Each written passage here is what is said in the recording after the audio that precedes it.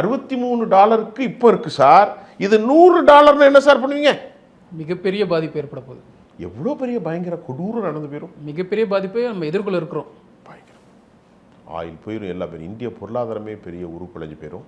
இந்திய பொருளாதாரம் மட்டும் இல்லை, இவங்க ஒன்றுமே மோடி எவராலையும் காப்பாற்ற முடியாது சார். எவராலையும் காப்பாற்ற முடியாத இந்திய பொருளாதாரம் இன்னைக்கு நம்ம நாட்டுடைய அந்நிய செலவாணி கையிருப்பு $650 பில்லியன் கோடி.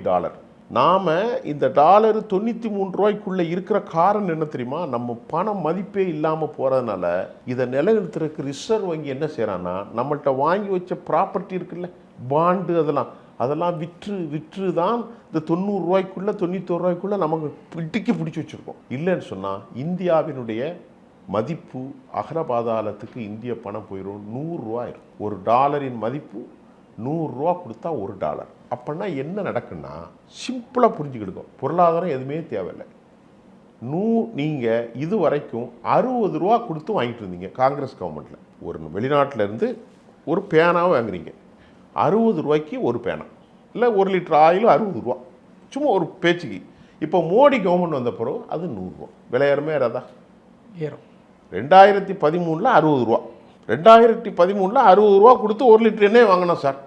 இப்போ மோடி கவர்மெண்ட் வந்து சொன்னார், நான் வந்தால் 60 ரூபாய்க்குள்ளே எந்த காலமும் வச்சுருப்பேன்னாரு.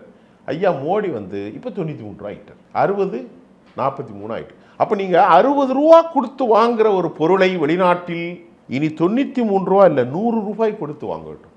அப்படி என்றால் எத்தனை 100 ரூபாய், எத்தனை லட்சம் கோடி, எத்தனை பில்லியன் டாலர் இந்தியா எப்படி போகும்?